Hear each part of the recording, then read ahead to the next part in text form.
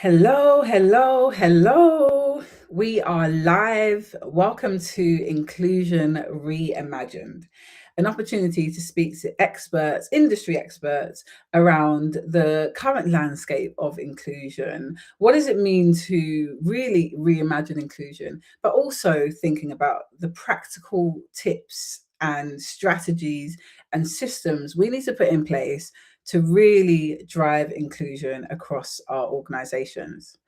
Today, I'm so excited. I have to say, I'm very excited to be joined by a good friend of mine and a member of the Inclusive Foundations faculty, Sally Spicer, who has a 20-year career leading inclusion, culture, and HR and talent. So, before we get started, I wanted to share a little bit about the Inclusive Foundations program. It's an organization that I built to focus on driving inclusion and culture to build cultures where people thrive and not just survive. An opportunity to work with scale up organizations to help them embed inclusion into their systems.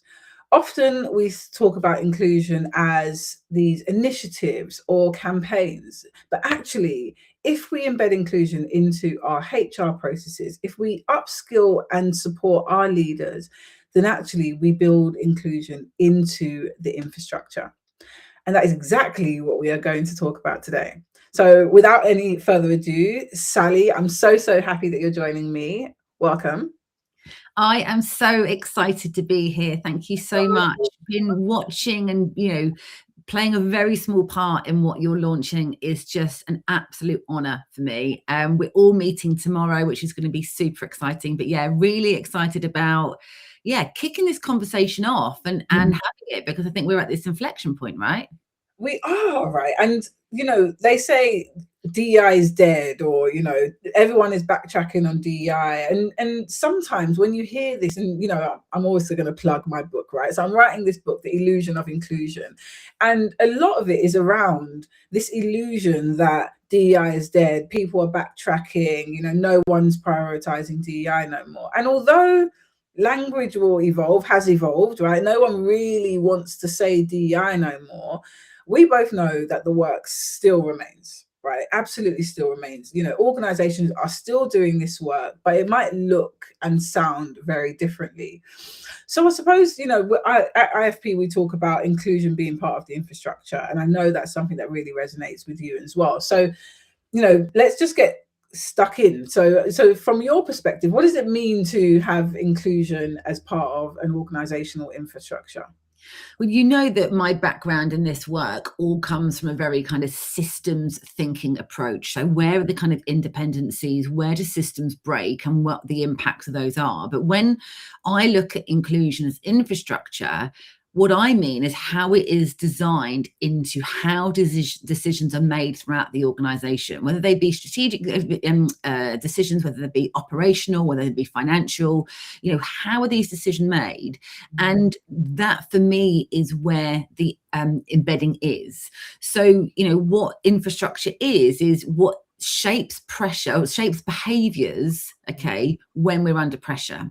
And I think it's fair to say at the moment, from a geopolitical, from an economic perspective, businesses are under pressure. Yeah. And so we're seeing how that pressure then shapes behavior and what remains as a priority when priorities shift, and what operates whether people are thinking about inclusion or not.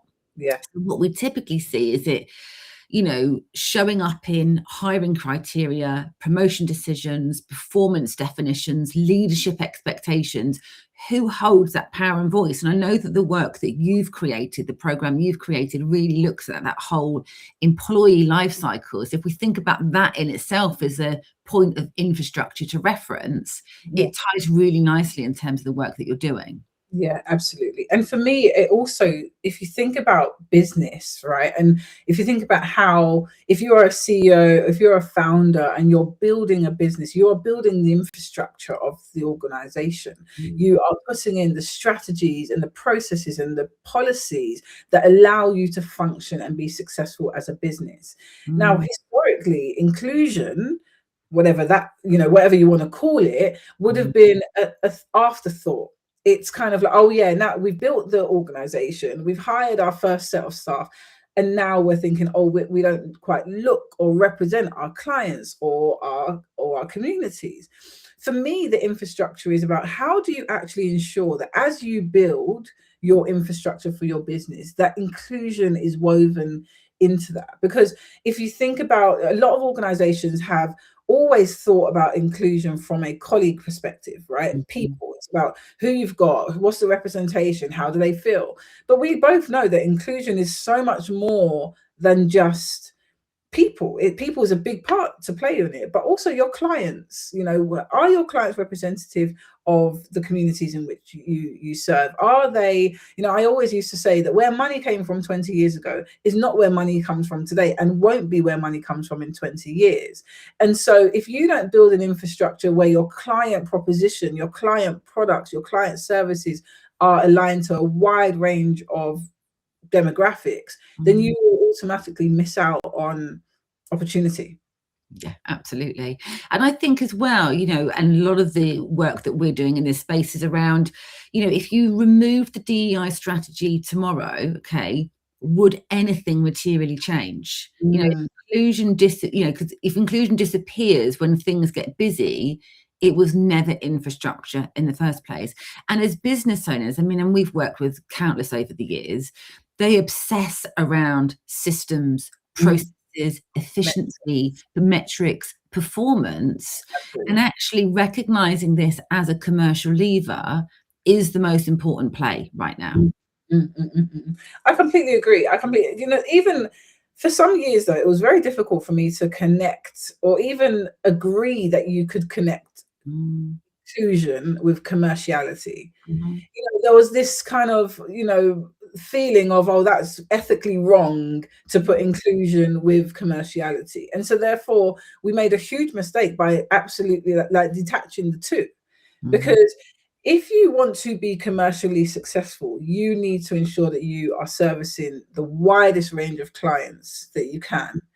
And if you want to do that, you need to be able to connect with them clients. If you have no representation in your business, there's no diverse voices, there's no diversity of thought, then your bottom line will be impacted.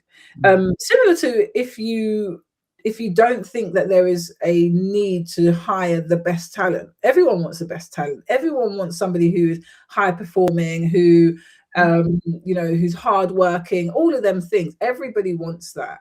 But now there is this real competitive edge that actually, a lot of people, I would say Gen Zs and millennials now, as we're kind of the dominant generation in the workplace, are making decisions about where they work and how they work based on organizational infrastructure and ethics and inclusion. So yeah, I think that one's a big one around actually how do we help organizations really embed this into their infrastructure.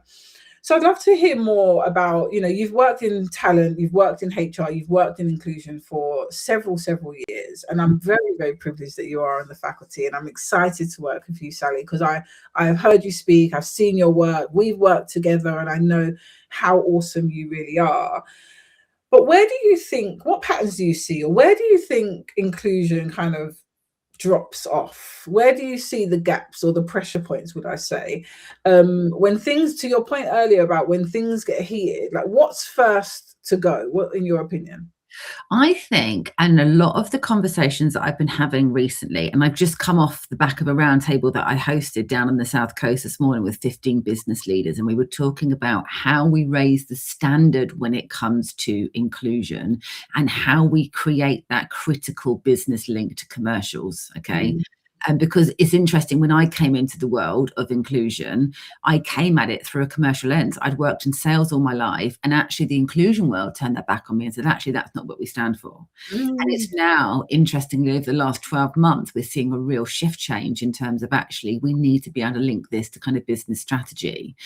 But what the patterns I'm seeing is a couple of things. Inclusion becomes abandoned, okay, when the pressure hits. And that could be from a oh my goodness, this feels like too big a cross to bear. All right.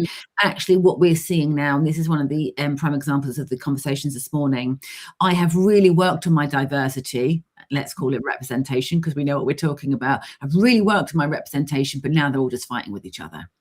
I can't put them on side with each other because I have created this multicultural workforce that now actually can't get on. No way. Yeah, I mean, but this is, I think, real life things. You know, I was working with a lot of engineering focused clients this morning, and they were talking about, actually, this is embedded in terms of the representation or lack of representation we've got. This is embedded. And what have we got control over versus what haven't we got? So I think it's interesting to think about, and this is kind of my systems thinking hat going on. Again, what we need to think about are what the interdependencies, what we've got control over or not.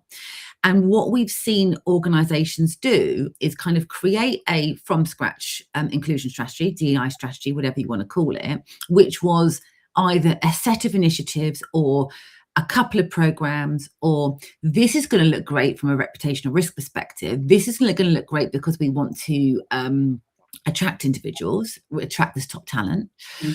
But what they now realize is actually we haven't embedded equity into our systems. Okay, we haven't embedded it, to your point, into the infrastructure.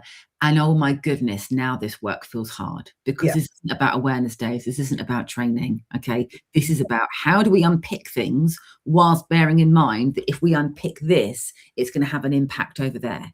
So how can we have this very front and center, this is what we're trying to do right now, and this is the pain or the challenge or the change that we're going to have to go through. And what I loved this morning from this morning's roundtable was, we're not seeing this as a challenge, we're seeing it as an opportunity. But if we want to take this leap forward and realize the benefit of this opportunity, it's going to have this domino effect on everything else. And I think that is where businesses start to stall, because they think, actually, I either haven't got the capability internally, which is why they come to individuals like you, I haven't got the capacity, all right, and I don't know how to make this link in terms of the commercials to be able to get the investment. And that's what you've got to start at, right? That's what you've got to start at. It's such a critical point, because even that link between commerciality and inclusion, and actually, if I will take that back, it's the link between commerciality and diversity. Like, they're not the same words. No. And I think, and even equity, they are three separate words that we've banded together. I think personally, my personal opinion is that people have an allergic reaction to diversity. When you start talking about inclusion, people are okay with that. Yeah, of course, we want everybody to feel included. But when you start to talk about the facets of your identity and the compounding impact that it has, people get uncomfortable. And so I really relate to what you're saying, because when people, you know, there is a correlation between commerciality and diversity, one, and then there's a correlation between commerciality and inclusion, and then there is a commerciality between commercial and equity. Three different metrics. Because if you are focusing on commerciality and diversity, what you're trying to say is, will we make more money by having more diverse people in the business?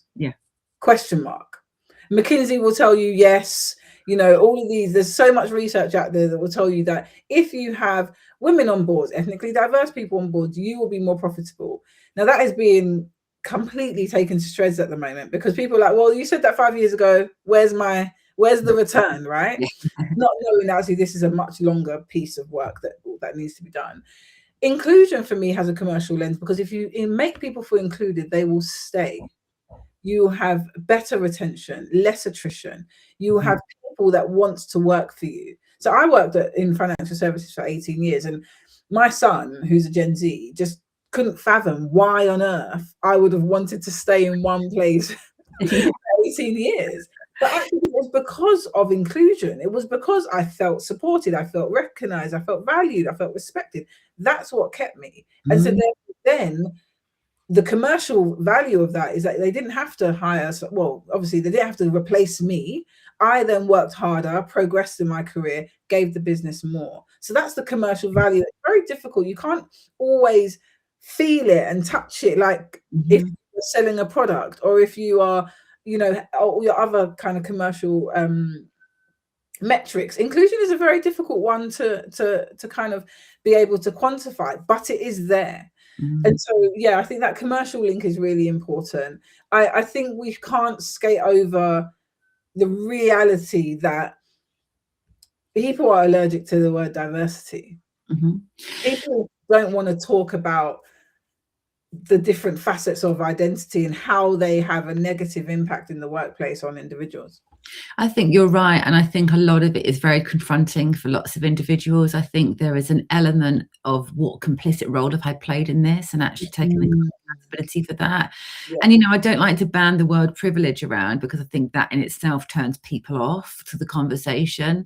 But I think there is a real element of being complicit in the systems that, you know, you have potentially gained from, whether that be intentional or not. It's not taking away that you haven't worked hard to get where you get from, but where we've got to. What I find really interesting when we talk about the political impact, geopolitical impact that is having on this work, and also people's experiences, we need to remain, you know, very human about this, is even within the protected characteristics that make up this kind of diversity, if you like, as a term or as an umbrella term, there's even palatable and less palatable ones that people are interested in talking about.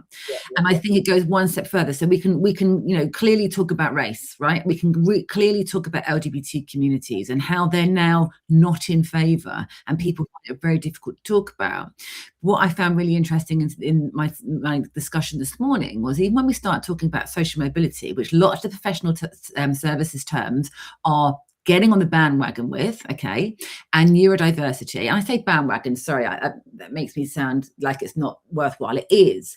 But there's even then a line. You know, I had someone there who was representing the justice system and was representing an organisation who helps people who have been in prison and served time to get into employment. There's still a line, right? There's still a line in terms of, okay, we're going to wave this social mobility flag, but actually we only want these people. We only want these people who we think are deprived and we think are employable. We don't actually want this percentage of people. And the same comes from a neurodiversity perspective. We see, you know, big government organizations going, we are specifically targeting neurodivergent individuals because we know the impact that's going to have positively on us being able to innovate and develop products. So we want those people, but we don't want the ones who need potentially a little bit of extra support. So it's very interesting and observing. We get to see the whole market, right? It's very interesting to see, and again, the complicit roles that we're playing in making those decisions. And for me, there's a huge part around leadership there, and how we can, you know, because I sit in the camp of, you do not become an inclusive leader just by default. Just because you're a leader, you don't automatically become an inclusive leader. So there is an ownership, I believe, that organizations need to do to bring their leaders up to a standard where they can call themselves inclusive leaders. Because it isn't about being nice. It isn't about, you know, asking everyone to talk around the table. In inclusive leadership, it's actively being intentional about recognizing who is in the room and what they need to thrive. Really, to me, that's my definition of equity. Understanding that everyone needs something different, and then the action. That's what leaders take, is the action to make sure that everybody feels included. Your point is so valid, because even the point around bring your whole self to work, you don't want me to bring my whole self to work, because there's parts of me that are reserved for my family and my friends, you know. But if I did bring my whole self to work, that might require extra support. If I was autistic, or if I, you know, there's so many different things that require extra support, maybe from a technological perspective or from an access perspective, or and it's when that friction happens where you now need something different from the norm that we see organizations say, I'm not sure we have the budget for this. I'm not sure we can support this at this time. So look, there's one thing that I think we've talked about before, which is kind of, where do you think, and I actually didn't get your answer to this, so I'll be interested to hear from you. Where do you think inclusion should actually sit in the business. So we've talked about leadership, we talked about it being in the infrastructure, we talked a little bit about this friction with kind of commerciality and actually the business case. Who owns it? Who should own it? I have a view, as you always know. So what's yours? My view is, and this is a difficult one to unpick, and I'm not sitting on the fence here, I don't think it belongs on HR. Okay, is my number one question. And I'm saying that from the experience of working in HR in a global head of D&I role. Okay, it did not work. Yeah. It needs to be at a level where you have got direct access to, and ideally reporting directly to, the CEO. Yeah. If you think about this again from a systems perspective and think about where DEI inclusion, whatever term, and I'm really actually interested to know what term we're going to land on in over the next 18 months. I'm really intrigued because I don't think the term in itself fits at the moment. Yeah. But if you think about it again from a systems perspective, it needs to be embedded into everything in order for it to work in its entirety. It needs to be owned by everyone from an accountability perspective. It needs to get woven in to understand how we measure and how we govern it. And so if you're then trying to silo it into a department, okay, and I think where some of the risk lies within HR is this narrative that it's an HR problem. It's a people problem. It gets part into, well, that's under your remit. And I think also within HR, I think it can play a really good part in terms of, we talk about that in employee life cycle. But really, it's a change team. It's a change team that needs to sit across the whole business. And if you haven't got sight of what the business challenges are, so the conversations that I was cut out of in my role were, what is keeping my CEO up at night? What are the business challenges that are keeping him up at night? And how can I link the work I do to directly impact that? Whether that be from a customer perspective, whether that be from a colleague perspective, whether that be from a market share perspective, whether that be something happening geopolitically. And so that's why you've got to have that, number one, relationship and trust, but you've got to have that influence. Yeah. And you need to buy 2 pennies worth. No, I completely agree. I think that HR play a significant role when it comes to diversity, right? And I really want to keep specifying the difference. I think HR play a significant role when it comes to diversity because, they are the engine that helps the organization bring people into the business, right? But they are not directly the hiring managers. They are not directly the decision makers. And it's been so amazing actually to see the evolution of heads of HR, CPOs now getting a seat at the table when they never used to get a seat. They never used to be in the exec team or around the executive table. So that evolution has been great to see. But what I think is missing is, this is why we set up IFP, because we are, a lot of our work is upskilling and supporting HR teams to become more inclusive, because your CPO is not a culture and inclusion expert. I'm just going to say it. They're not. And so they might have some alarm bells ringing when they're around that table, but they're not going to be able to really see the nuance of decisions or discussions that are happening.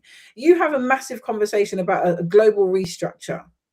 You need somebody from an inclusion perspective sitting around that table really early on to say, okay, what's the impact of this geographically? What's the impact on the composition of our workplace? What does it look like from a diversity perspective if we're going to do this massive restructure? Are there pockets that are going to be impacted more? Now, your CPO would absolutely ask some of them questions, but not to the same degree that if you actually had the inclusion around the table, right? And that inclusion could be culture transformation, inclusion, whatever you want to call it.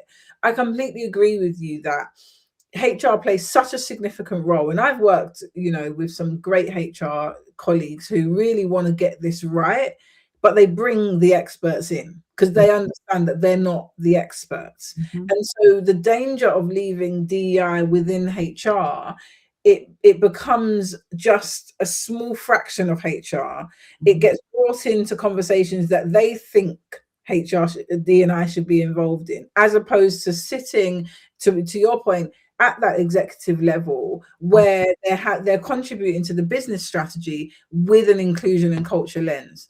And so I've spoken to some CEOs recently who have said, we want inclusion to be sat at the table that's having business conversations. So that you, not as a D&I person, but as a business leader of this business, so that we can, so that you can help us identify, where the gaps are. I don't know what you think. I mean, yeah, absolutely. And I wanted to add to that a couple of things that in order for this person, so what I haven't spoken about is the recruitment element of my role and the business I run. So I help businesses hire inclusion heads, D&I heads, senior exec level.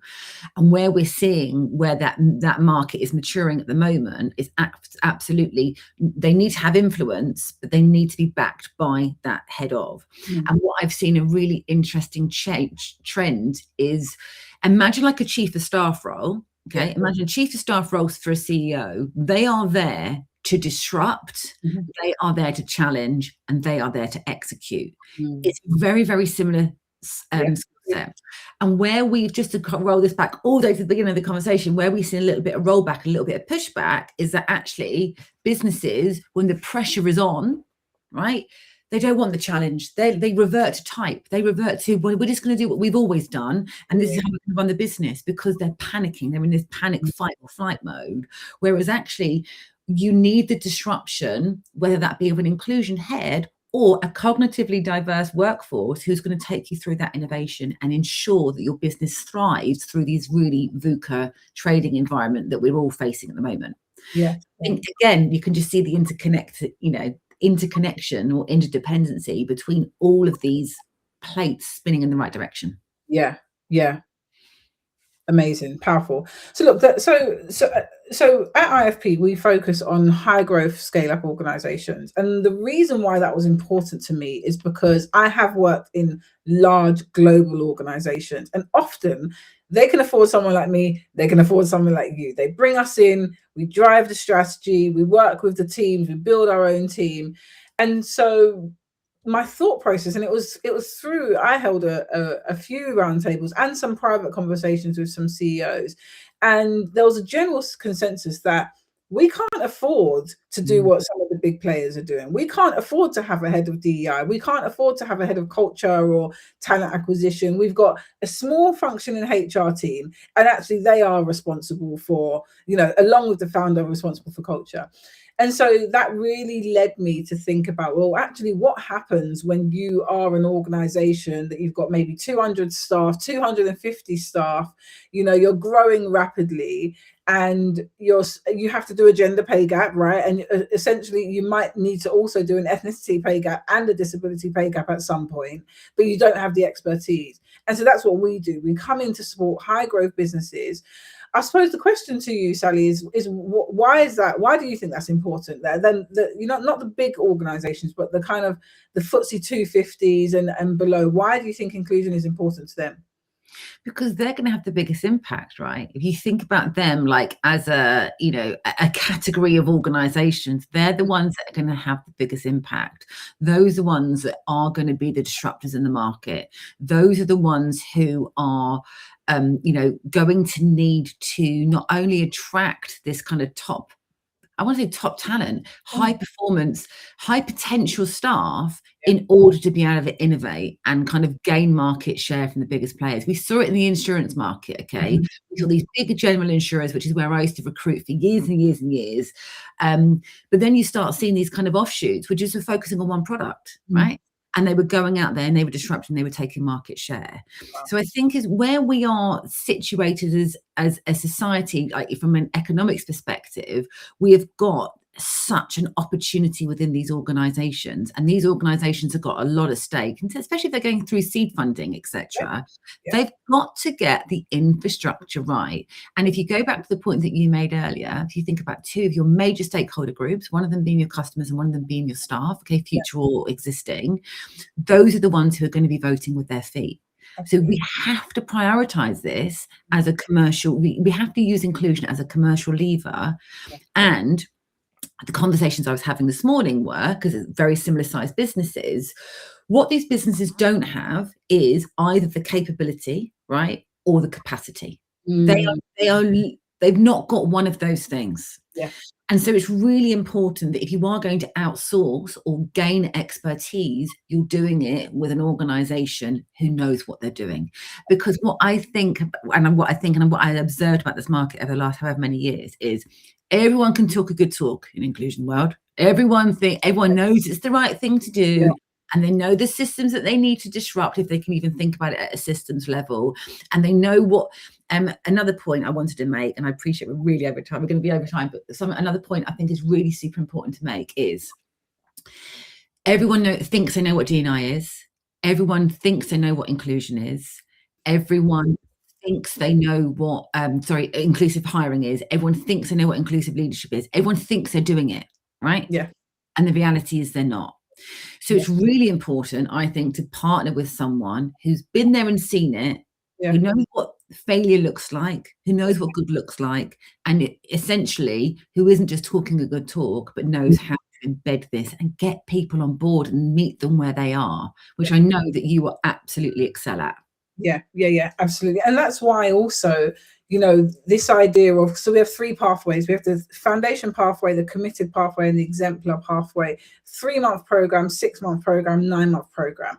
And that is not saying that you will fix your DEI or your inclusion challenges in 3 months. But what it does do is it helps inject inclusion into your systems quite specifically. So really thinking about, what are your leaders doing today? What do they need to be doing differently? What are your policies saying today? How can they look differently? What are your strategies doing? How can they look differently? Really go into the root cause and doing it in a way that what I describe as kind of building the capability in-house. We want to train your people. We want to support your people so that when we step away, it's still there. People feel confident to do that work.